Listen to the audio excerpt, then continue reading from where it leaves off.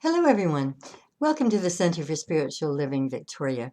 My name is Carrie Hunter, and I'm the Senior Minister at the Center in Vancouver, down on Cook Street.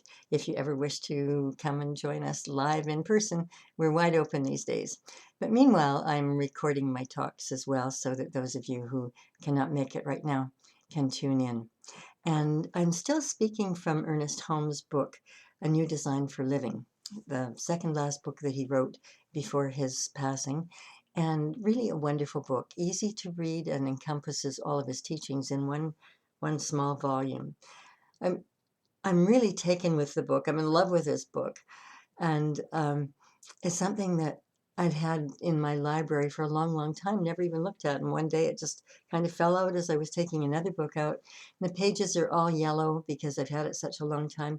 And I had never opened it before. And it's rapidly becoming my favorite of Dr. Holmes' books.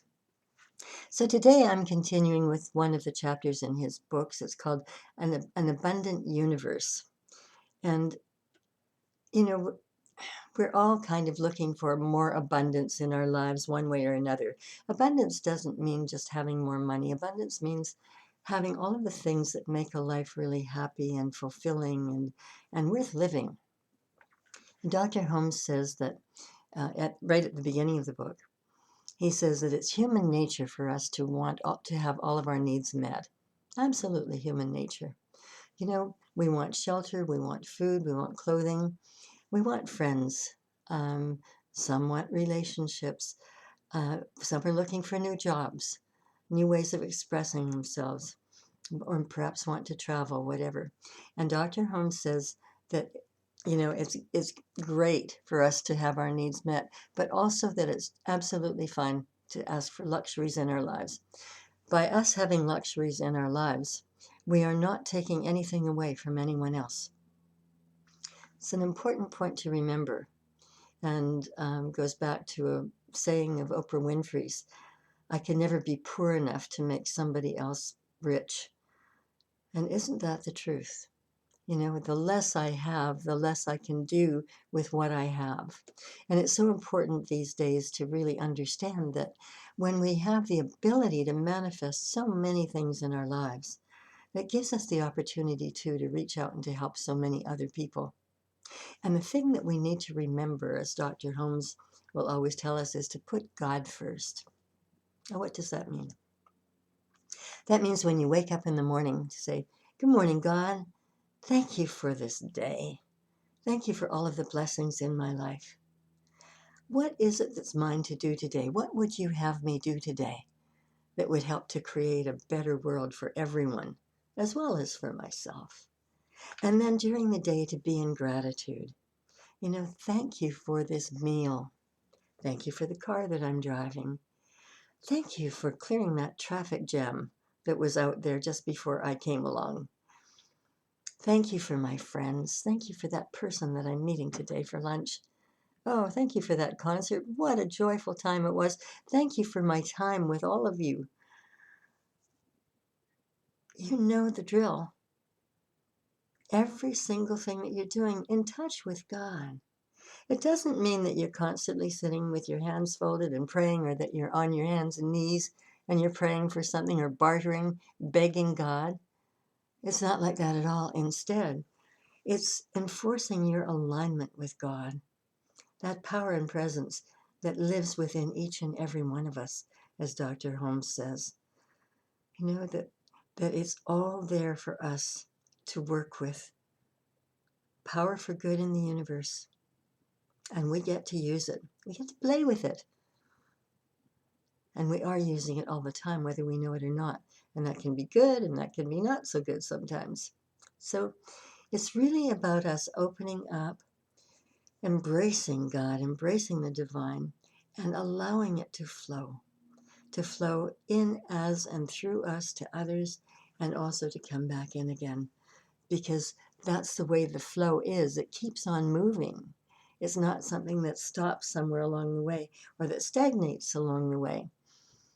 And remember the biblical saying, it is done unto you as you believe. Dr. Holmes quotes that a lot, but so do a lot of other New Thought authors. A lot of speakers are using that. It is done unto us as we believe. And I was thinking that, Dr. Holmes wrote the textbook in 1926, and that's when he started speaking publicly.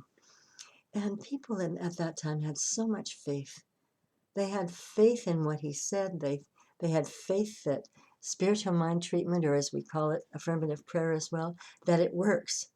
That if a prayer is being sent to someone, given to someone, that person is going to be well soon, and that things are going to change soon. As we change our thinking and change our thoughts, our lives will change. And the thing is that now, living today, we have proof of all of this. We've gone from faith to proof. And yet, how many of us still have some doubts? How many still wonder if this stuff really works? If this is really true, if this is really real, if I create my thoughts with my reality, even though there is scientific proof that it is so, am I prepared to believe it? Are you prepared to believe it? The world is this vast globe of energy, dense energy. Some of it is in the invisible. And to the degree that it becomes visible to us depends upon whether or not it vibrates lower than the speed of light. If it vibrates lower than the speed of light, then we can see it. The chair that you're sitting on right now, you may think it's solid and it may feel solid to your body, and your body may feel fairly solid. But the fact is, putting a giant microscope on any of these things, and I mean really giant, more than we've ever seen before, then all we would see would be particles dancing and space. Because we are now living in the time of the quantum field, of quantum physics. We've moved beyond Newtonian physics, although we still need them. The quantum world really is where it all happens. It's where everything begins. And so what we need to do is really get a handle on this. And I'm not going to give a long lecture on quantum physics right now. Suffice it to say that when scientists put subatomic particles into a particle accelerator and spin it for a while and then open it up, there are no particles there. There's only space. And the particles reappear when they start looking for particles. And then the particles start becoming something, taking some kind of form as we think about what they might be. And so a very brief way of saying that whatever it is that we're thinking, we are impressing upon this field. Einstein called it the field. Lynn McTaggart has written a wonderful book called The Field, which I really recommend that you read if you're interested in this subject, because the experiments that have been done are absolutely extraordinary, that really prove what we think is affecting things all over the world. And so we need to be careful about what it is that we're thinking, and we need to pay attention to what it is that we're thinking. In her book, The Field, Lynn McTaggart says that there's enough energy among 3 people to boil the oceans of the world. Well, if that's correct, there's enough energy among 3 people to have peace on earth. The thing is that we have not yet figured out how to use it. We're using it all the time for smaller things in our lives, but we're not using it for really, really big things. And when it comes to boiling all of the oceans of the world, that's probably a good thing. But just imagine if a few of us could harness that power for peace, especially right now with what's happening in our world. How remarkable that would be. And the only way that we're going to really harness that power is to be in alignment with God all the time. It doesn't mean we go around thinking God, God, God, God every time we're doing something, every time we're thinking of something.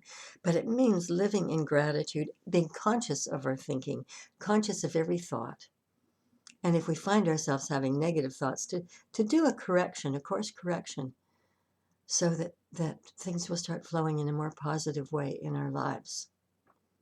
There's so much energy. We've probably all, you put your hands together like this and you hold them there for just a brief moment and you start to feel the heat between between your 2 hands. There's 7 pulses in our wrists. Put our wrists together and then move them outward a bit, and in and out and in and out, and we feel that heat again building up and receding and then getting stronger again. That's our energy. That's the energy that is in our bodies, and it's the energy that we are using all the time to create. You know, if you had, in whatever room you're in your home right now as you're watching this, if you had several tuning forks in the room, let's say you had a couple of dozen of them, or 50 of them, and they're calibrated to different frequencies, and so you strike the tuning fork that is calibrated to C, and it dings, and then every other tuning fork in the room that has been calibrated to C will start dinging on its own. It won't have to be touched. And the same thing with all of the others. When one is struck, then another one that is calibrated the same way will start to make that sound. And it doesn't matter whether it's in a small room or if it's in a football field. Imagine that you've got a couple of dozen tuning forks at one end of the field, another couple of dozen at another, and someone strikes one of them, and all of the tuning forks that are tuned to one another, calibrated to one another, all start to make a sound at the same time. Well, that's just the way it is with us. Whatever we are calibrated to or with, think about it. If you're feeling joyful and happy and life is good, you got the world by the tail, that's what you're going to create more of, because that's the vibration that you're giving off. We all are living vibrations. And if we're sad and depressed and down in the dumps, then we're going to attract the same kind of thing around us. Just notice if you're feeling depressed, how depressed people will gather around you, will want to get together. Or if you're joyful, people who are joyful want to get together. It all depends upon how we are calibrated at any given moment. And we are the ones who are doing the calibrating. We are the ones who are sending out the vibration. And that's why it is so important. Again, when you think about this, when you think of us as living tuning forks, and what seems to be a miracle, the way that they respond to one another, we are living miracles, living, breathing bits of God stuff, just sending that vibration out into the world. And it is so phenomenal that we do that. Now, every once in a while, if I'm about to talk about something, I get some sort of a demonstration of something. And at first I think, well, what's that about? And then I realize, oh, that's exactly what I'm going to be talking about. And it gives me something where I can share an example. And this one was just off the charts.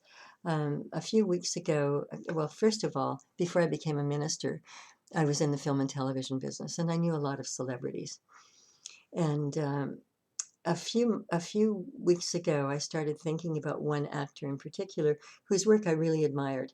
He's a really bright guy, and he chose really smart scripts, and I always enjoyed them. And I thought, gosh, haven't seen him for a while. I would really like to know if he's made anything new. I must Google and just see if there's something there, and then I can download the movie and watch it at home.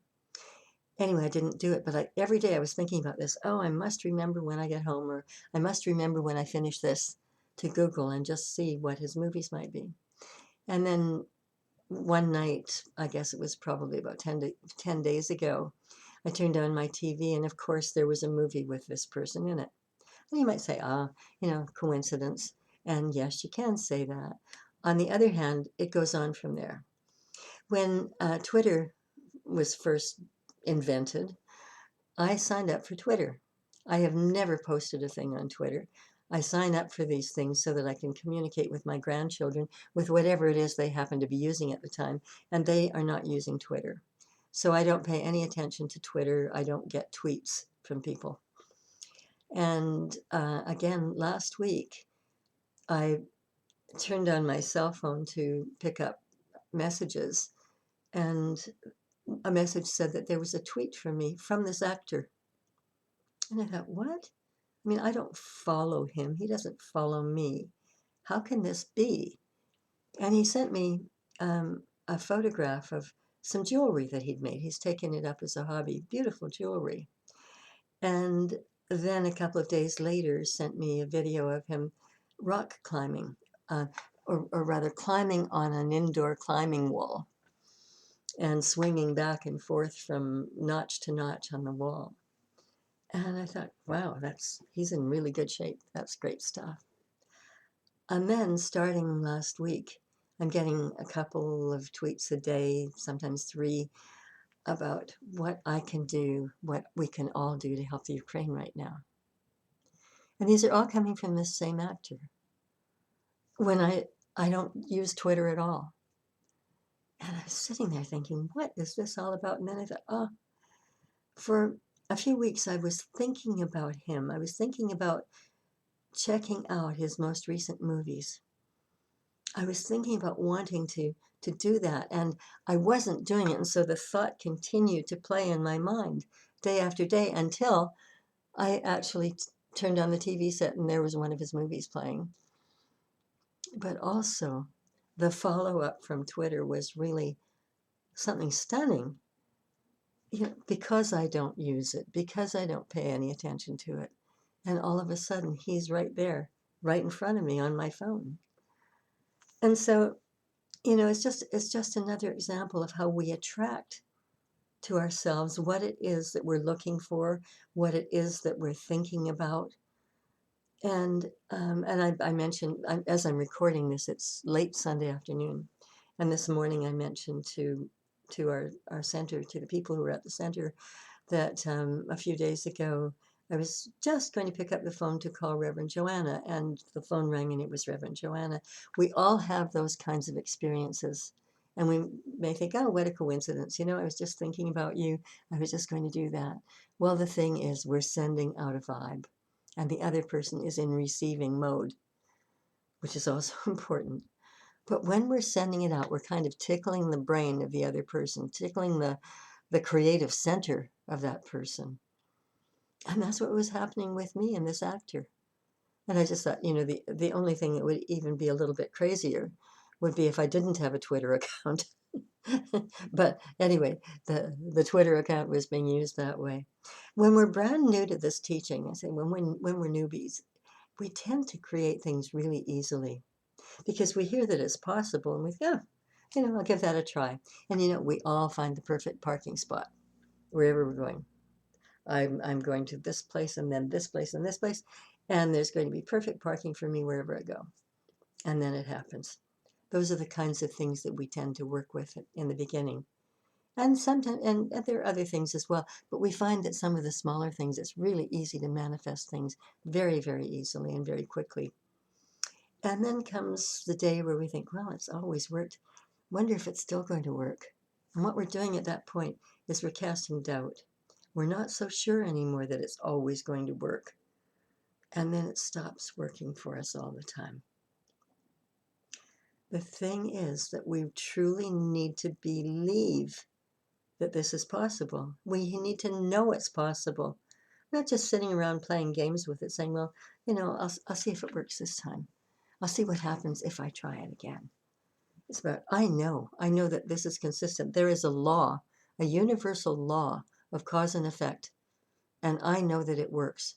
When my mind is focused specifically on one thing, or even on a few things, but consistently focused there, and I have passion with it, and it's something that I really desire in my life, something that I really want to create in my life, it is on the way to being created. It's in the invisible, but it will take form. Just like the scientists going to the particle accelerator after it's been spinning and finding empty space there. Right now, this invisible space may seem empty, but it's filled with energy. And when we tap into that energy, we are starting to create form. We start to see the particles, or to know that there are particles there, and those particles are starting to take form. It is quantum physics. I know about enough to put in a thimble, but it's fascinating stuff.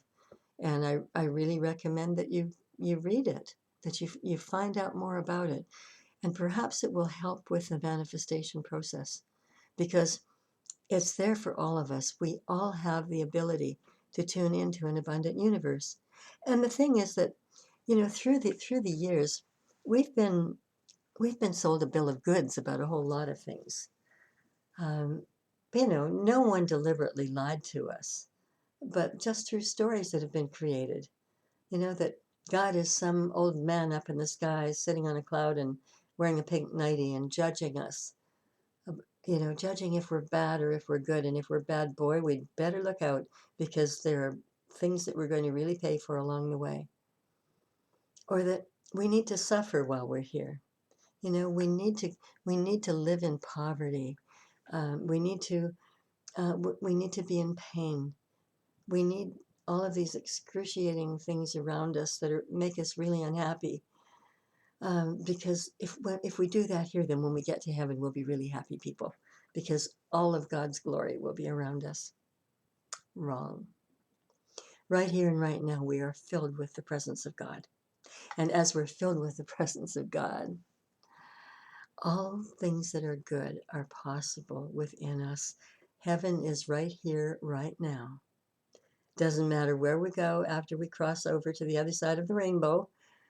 There can be glory and beauty and wonder there as well. But we don't have to wait to get there to experience it. Another is, oh, God doesn't have time for me. I used to think that when I was a little girl.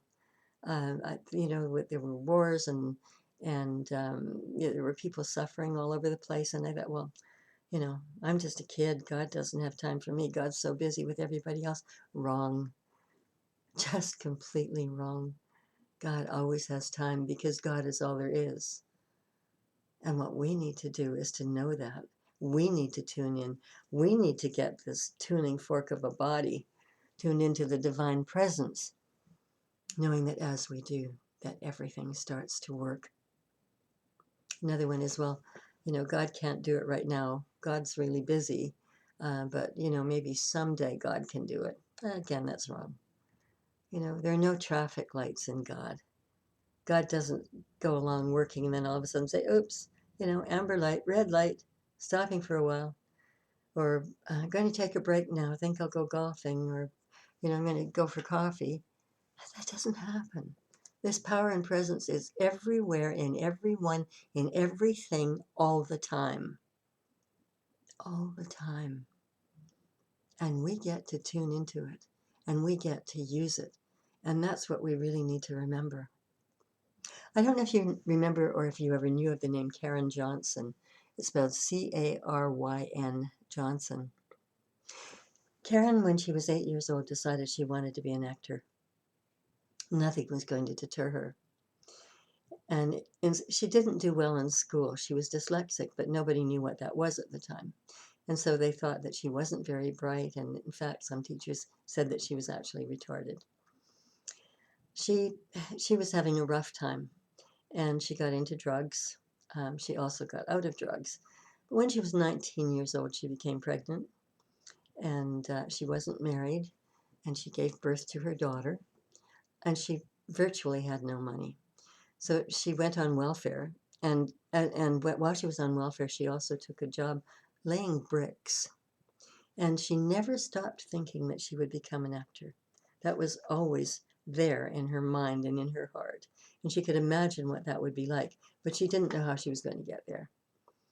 And she finally decided that she would take a course in cosmetology, so that she could perhaps get a job doing makeup for some celebrities, and that might lead her into the business. So she did that, and she did get a few jobs doing makeup, but nothing significant, and no one paid any attention. So while she was struggling, raising a baby girl, laying bricks, doing makeup, doing anything that she could to make a living, to stay afloat, she joined a community theater group, and she had the lead in a play. She was very, very good in it. And one night, this was in Los Angeles, Mike Nichols, the famous director, happened to pop in to watch the show. And he watched her and thought she was absolutely remarkable. And he spoke with her after the show, and he said, I have a one-woman show, and you're the right person to do that show. And she said yes. And so she toured with that one-woman show. And one night, Steven Spielberg was in the audience and saw her. And he went backstage to see her after the performance and said, I'm making a movie and you're going to be one of the stars in it. He said that it's called The Color Purple. And she accepted. She was nominated that year for an Academy Award for her performance. And the reason why you might not recognize her name is that she changed her name. It was changed to Whoopi Goldberg, and the rest is history. But she never, ever for a moment gave up the idea that she would become an actor. She held that vision in her mind always. And last week and the week before, I was talking about the mental equivalent that Ernest Holmes talks about, how when we hold a vision for something in our minds, that it starts to take form. Now, it doesn't mean that everything is going to happen in the next day or the next week or the next month. It certainly didn't happen to an 8-year-old Whoopi Goldberg or Karen Johnson. It took a lot of years, but she never let up. What is it that we may have given up on as children? You know, things. Remember when you're a child, you thought you could do anything? Oh, I'm going to be a fireman when I grow up, or I'm going to be an astronaut. I'm going to be an actress. I'm going to be a famous singer. I mean, a nurse, a doctor. We all had these thoughts about what we would be. It never occurred to us for a minute that we might not. But once we started with an education, there are sometimes people who tell us not to be so silly, that that can't happen.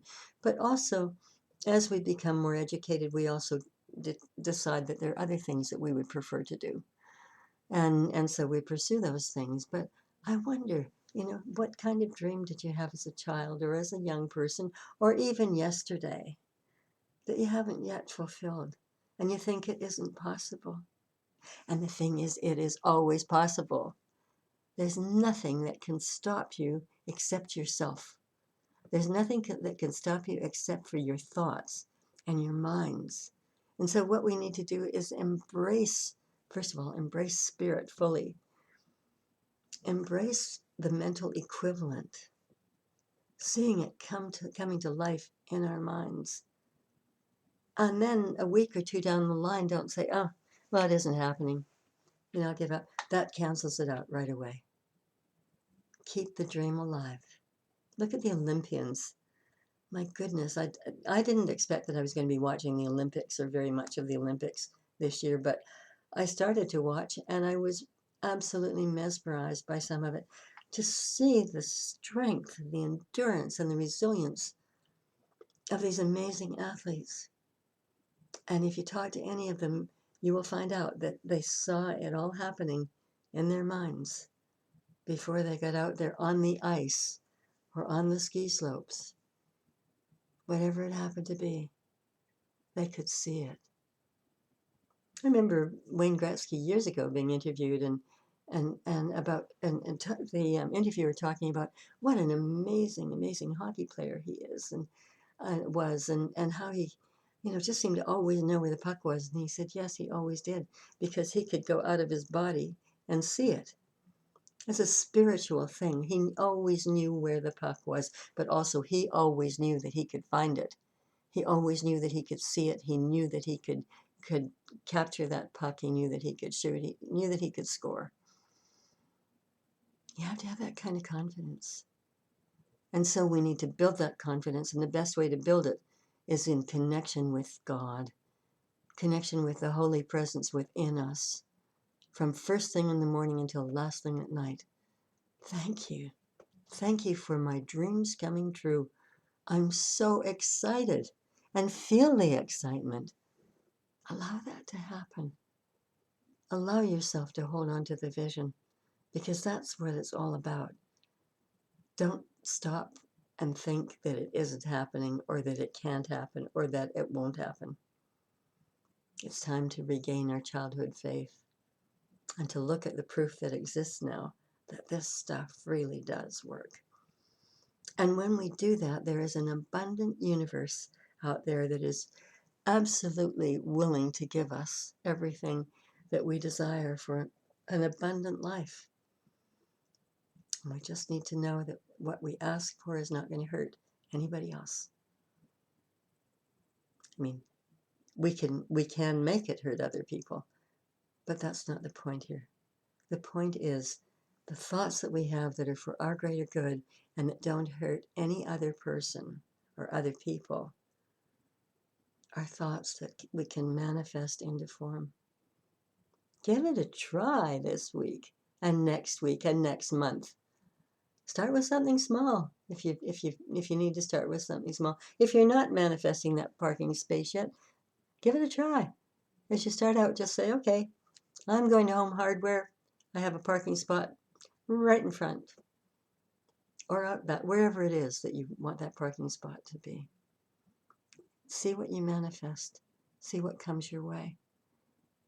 It's all about giving and receiving, and we give into the universe the vision of what it is that we desire in our lives, and the universe gives back to us. Here's to an abundant life for all. Life in an abundant universe. I'm so grateful, and so it is. Thank you for being here today. It's been fun chatting to you out there in the invisible. And as I said, if you want to join us in person at Cook Street, we're wide open. Well, we're open with and observing protocols, but we would be delighted to welcome you there on a Sunday and to have coffee with you afterward in our sanctuary and to have a visit. Get to know what you think as we can explain more about what we think. And if you would care to make a donation to our center today, just go to www.cslvictoria.org and you'll see a button there that says donate.